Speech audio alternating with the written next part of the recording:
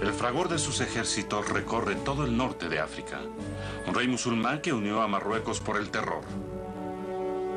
Construyó una nación desde el polvo mismo, convirtió a los cristianos en un ejército de esclavos y los mató trabajando para construir un palacio inmortal. El Palacio Real de Meknès del Muley Ismael.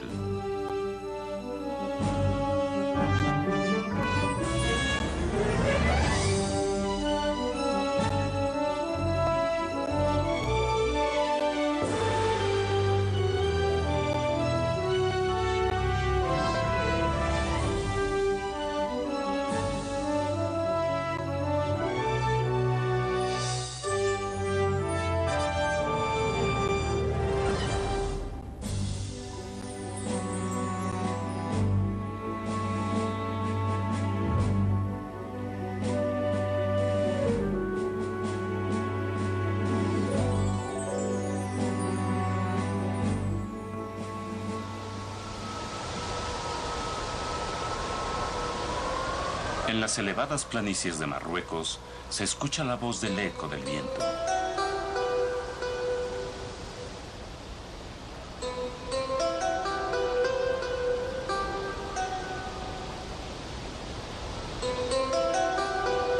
Pero en las laderas bajas de las montañas Atlas se oye algo más. El eco de la leyenda.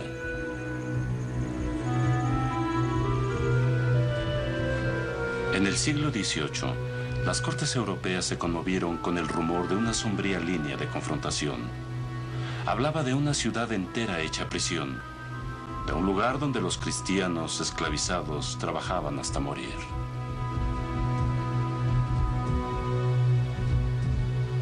Donde su sudor y su sangre alimentaban el paraíso del Islam.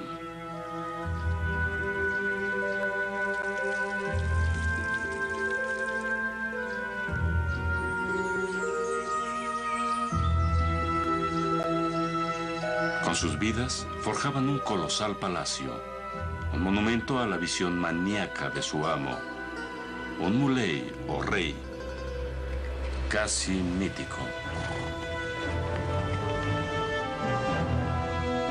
Muley Ismael. Casi todo lo que de él se conoce proviene de la crónica de quienes esclavizó.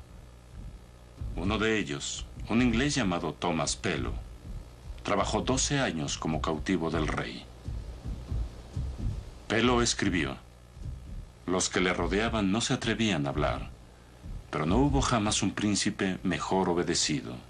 La crueldad fue lo que conservó en el trono a este emperador.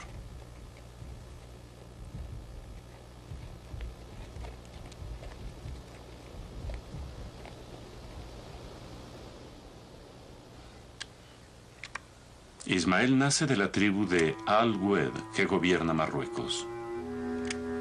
En 1660 ese gobierno se estremece cuando las tribus rebeldes llevan a la nación a la guerra civil.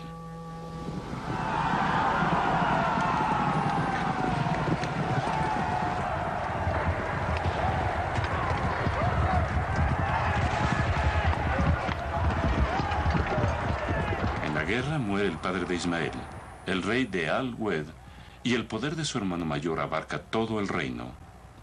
En 1672, la corona recae sobre Ismael, de 26 años de edad. Según su esclavo Pellow, el joven rey toma venganza en sangre.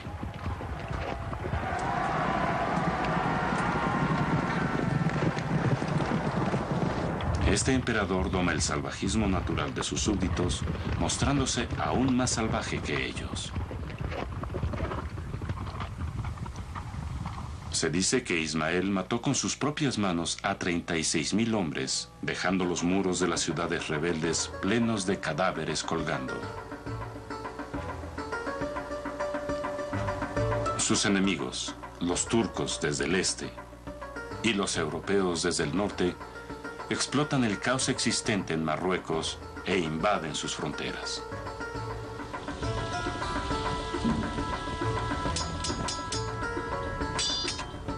La leyenda de Ismael empieza a tomar forma en estas décadas de carnicería. Se dice que durante casi 15 años su trono fue su montura. El legendario hombre subyugará a los rebeldes y rechazará a los invasores en una misión que, según él, le fue encomendada por Dios.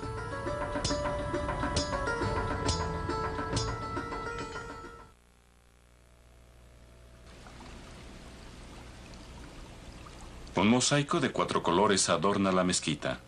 Cada uno representa una de las ciudades imperiales de Marruecos. 2 de ellas, Marrakech y Fez, se levantan contra Ismael, mismas que aplasta. El cuarto color, el verde, representa a Meknès, la última ciudad imperial y capital del reino de Ismael.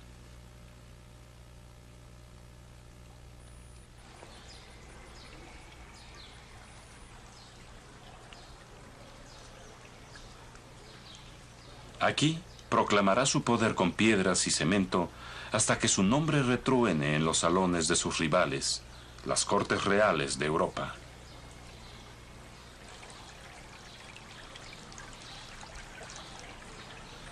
Más allá de Marruecos, la pasión de Ismael por la construcción señalará su monarquía y su demencia.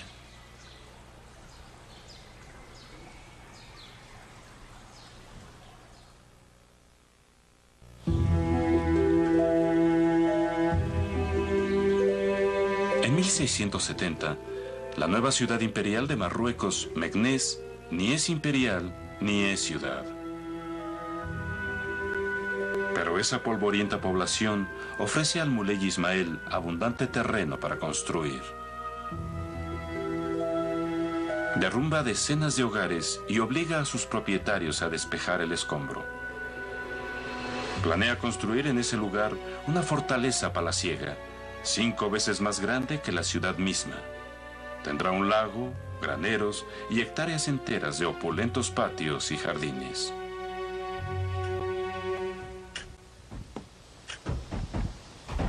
A pesar de ser gigantescos desde su origen, los planos de Ismael no cesan de crecer, a costa de la espalda de 30.000 esclavos. La mayoría de ellos proviene de las tribus que se rebelaron contra el rey. Para mantenerlos tranquilos, Ismael los mantiene ocupados. Si tengo una bolsa llena de ratas, pensaba, a menos que la mantenga en movimiento, la devorarán para salir de ella.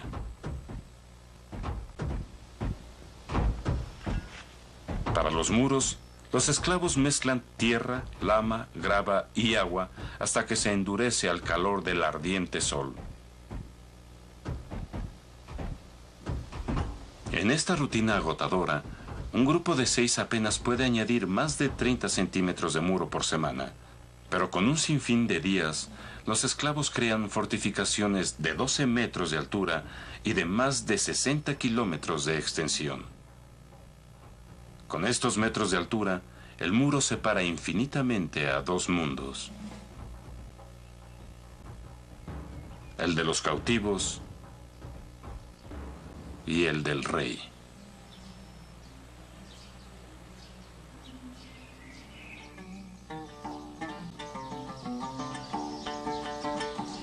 En el jardín de los placeres terrenales de Ismael habitan muchas mujeres, regalo de las tribus que buscan la paz.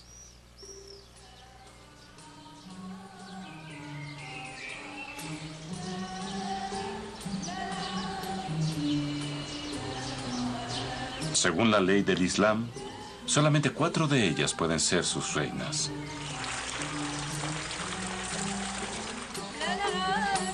Cada una gobernando un reino miniatura, un patio rodeado de apartamentos y con multitud de sirvientes. El respeto a las órdenes de esta reina solo es superado por Ismael. Empero ni siquiera un rey se atreve a entrar aquí sin ser anunciado.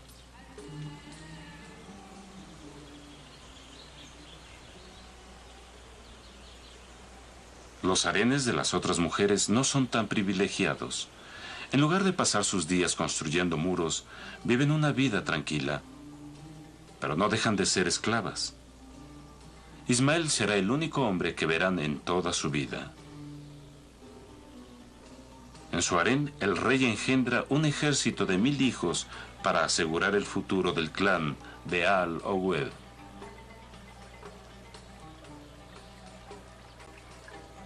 En 1678, la dinastía del rey carece de respeto.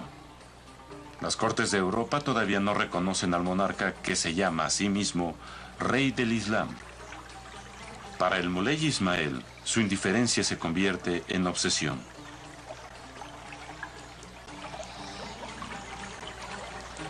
El emperador envía resmas de cartas a Jaime II, rey de Inglaterra.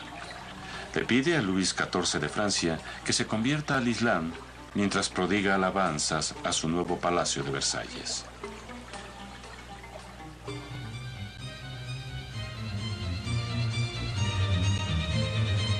Sin embargo, las coronas de Europa siguen ignorando al rey africano.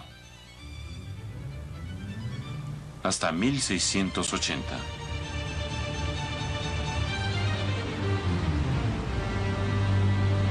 Ismael se alía a la escoria del Atlántico, los famosos piratas de Berbería.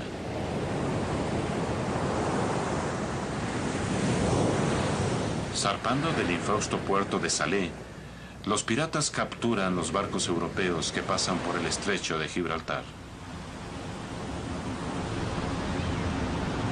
Después regresan a puerto con su botín de oro y plata.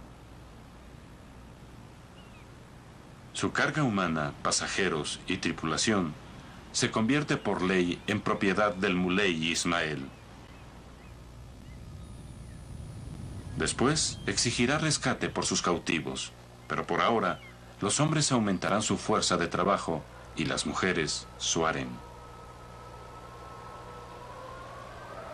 Encadenados marchan tierra adentro durante 10 angustiosos días.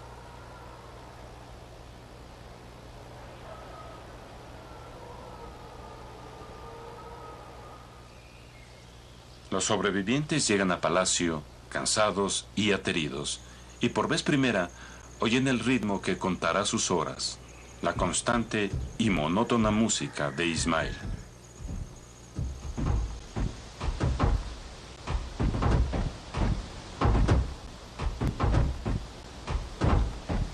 Los nuevos esclavos toman su lugar y terminan en el muro de la gran fachada del palacio.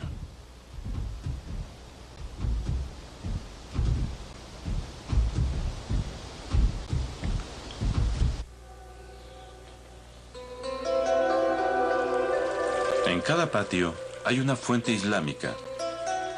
La más grandiosa es creada por el rey. Se llama la Fuente de la Serpiente. Su forma no se asemeja a ninguna otra del mundo árabe.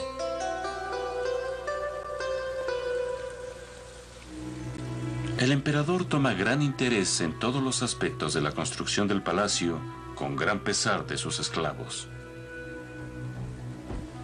Tomás Pelo escribe: solía salir a las obras tan pronto como terminaba sus primeras oraciones. Allí los pobres esclavos eran presa de su ira, siendo golpeados a la menor provocación.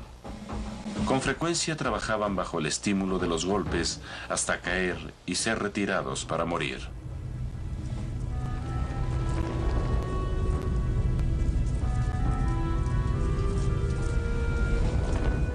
Al anochecer, los esclavos son llevados a húmedas mazmorras subterráneas. Aquí reciben solo lo necesario para mantenerlos con fuerzas. Luego son encerrados hasta el amanecer, con la esperanza de ser liberados cuando llegue el aviso de su rescate.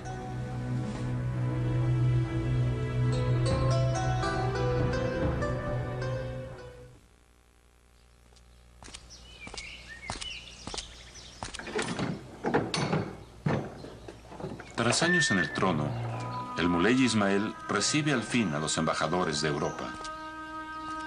Vienen a negociar por sus compatriotas esclavizados.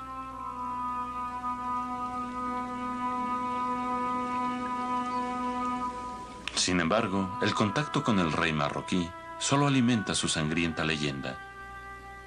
Ante sus ojos, él es el más refinado de los reyes, el más pío de los hombres santos, pero las malas lenguas pintan el retrato de un monstruo. En 1687, un embajador francés viene a reclamar decenas de compatriotas. Ismael lo recibe cubierto de sangre. Alarmado, el diplomático informa después que el emperador sale de asesinar esclavos. En realidad, acaba de salir de la mezquita y sus víctimas fueron 2 becerros destazados y distribuidos entre los pobres.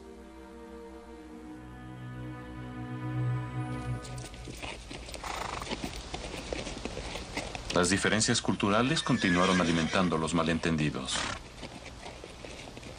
En 1699, Ismael intenta sellar un tratado, como los árabes hacen para el matrimonio. Escribe el rey Luis XIV para pedir la mano de su hija. La corte francesa se mortifica. En lugar de una novia, el rey Luis le envía un par de relojes franceses.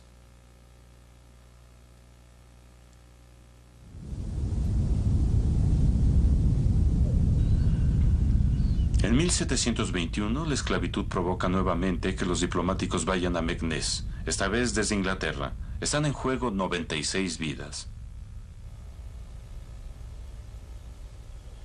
Pero antes de negociar con el rey, el embajador y su estado mayor hacen un recorrido por un palacio listo a soportar cualquier sitio. Se percatan de que los 12.000 caballos de Ismael están acuartelados dentro de los muros del palacio. Estas monturas son el orgullo de Ismael. Su pureza de sangre data de 3 siglos.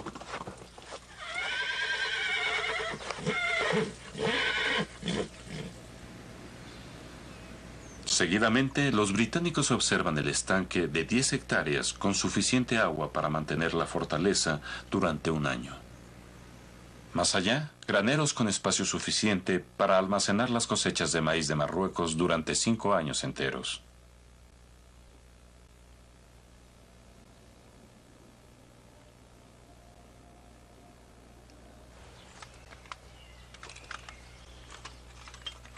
Y todavía se construye más.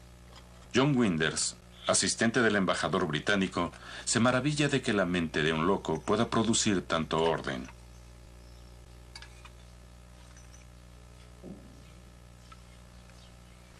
Winders se percató que todo esto no reflejaba en nada la famosa barbarie de Ismael. ¿Pueden proceder estas fuentes islámicas de alguien que se dice que decapitó a 10.000 rebeldes en un solo día?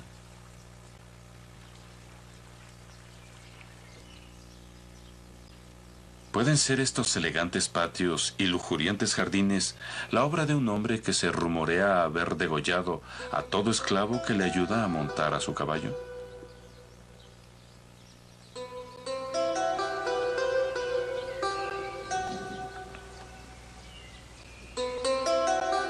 John Winders llegó finalmente al salón del trono de Ismael.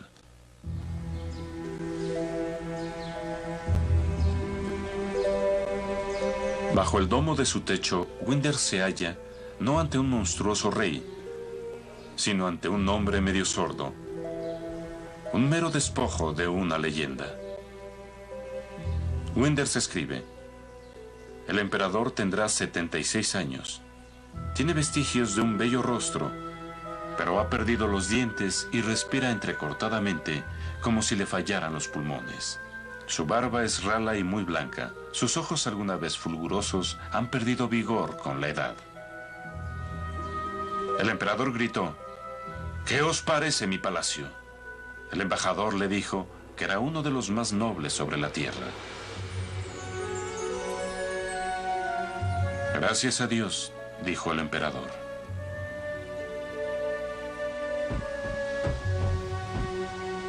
Cinco años después, en 1727, muere el gran Ismael, Muley de Marruecos. Cuando la noticia llega a sus esclavos, se dice que dejaron caer los bártulos y corrieron a las montañas. Ismael tiene 500 hijos, pero ninguno se equipara al rey. En la guerra por la corona de su padre, hunden a Marruecos en 30 años de guerra civil.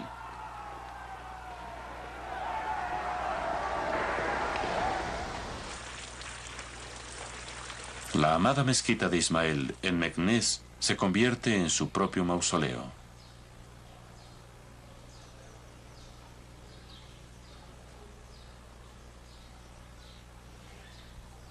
El Muley se aseguró de no entrar solo al paraíso.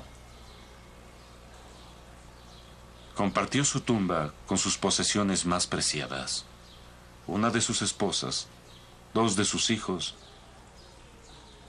y el precioso regalo de Luis XIV para él, un par de relojes franceses.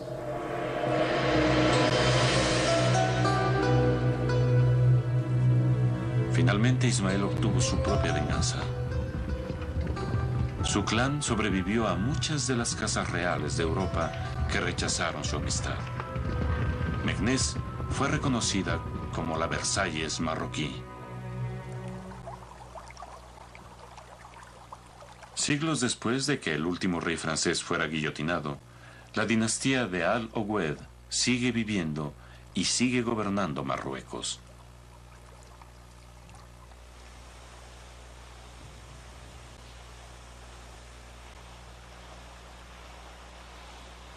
Los reyes de Marruecos son constructores que siguen asegurando que el legado de Muley Ismael y el Palacio Real de Meknès siguen viviendo.